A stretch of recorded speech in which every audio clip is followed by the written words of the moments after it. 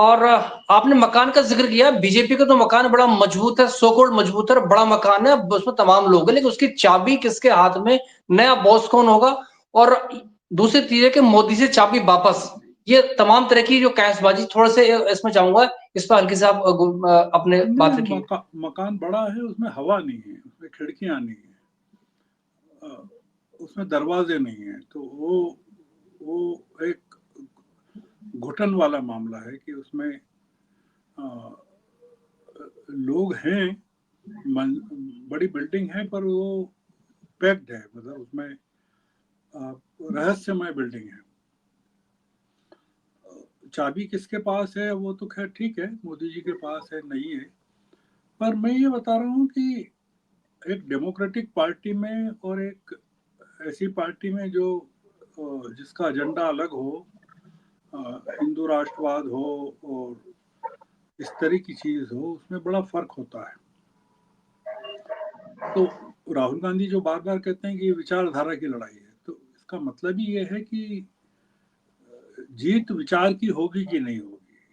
तो इसलिए इसमें कांग्रेस का बड़ा भूमिका है कि कांग्रेस को वो उस जगह लाना चाहते हैं कि जैसे एक बैटन रेस होती है ना, इसमें मशाल आदमी एक के से दूसरे के हाथ में सौंपता है।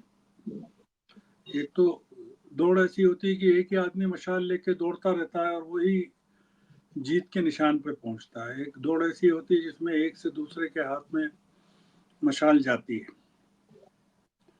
तो ये कांग्रेस में एक जो डेमोक्रेसी शुरू हुई है, इसमें पार्टिसिपेटिव डेमोक्रेसी जिसको कहते हैं, भागीदारी जो शुरू हुई है कि रिस्पॉन्सिबिलिटी दी जा रही है, तो वो एक बड़ी बात है। पहले काम दिया जाता था कि तुमको ये काम करना है, अब रिस्पॉन्सिबिलिटी दी जा रही है कि आप इसको करके दिखाइए, आप इसके प्रभारी हैं। तो बड़ा फर्क है। मुझे लगता है कि ये जो चेंज है कांग्रेस का, ये लॉन्ग टर्म के लिए, और उन्होंने पिछली बार जब वो गए थे गुजरात, राहुल, तब उन्होंने कहा भी था, जब कांग्रेस अधिवेशन की उन्होंने घोषणा की थी तब कहा भी था कि हम यहाँ अधिवेशन कर रहे हैं और उसका मूल एजेंडा ये है कि कांग्रेस को आने वाले 25-50 सालों में कैसा बनाए, उसकी तैयारी करना है। तो मुझे लगता है कि ये उस दिशा में है।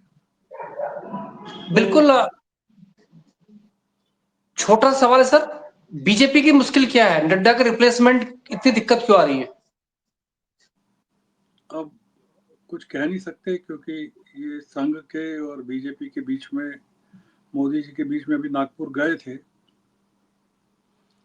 तो क्या स्थितियां बनती हैं अब देखना पड़ेगा। क्योंकि कुछ टिप्पणी तो अभी कयास लगा सकते हैं केवल कि ये क्यों लेट हो रहा है, कैसे। वो कह रहे हैं कि अभी सभी राज्यों में चुनाव नहीं हुए हैं उनके स्टेट्स के, तो वो आधे राज्यों में होना चाहिए, 36 में से 18 में होना चाहिए तो ही होता है, और अभी वो कह रहे हैं 10-12 राज्यों में ही हुए हैं। तो वो कब पूरा होता है, कैसे होता है, कब तक खींचता है, इस पर निर्भर करेगा। जी, thank you sir, thank you so much.